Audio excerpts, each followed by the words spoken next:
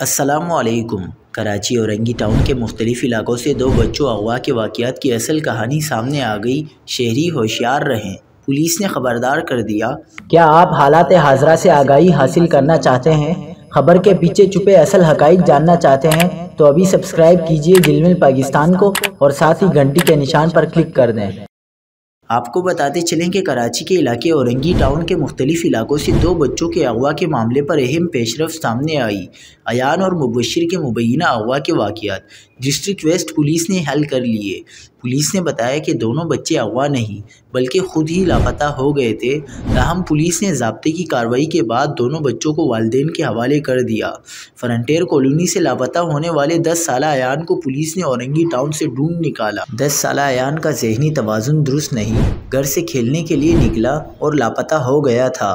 Police نے کہا کہ گزشتہ روز فرنٹیر کالونی سے لاپتہ ہونے والا 10 سالہ مبشر بھی آگرہ تاج سے مل گیا تھا۔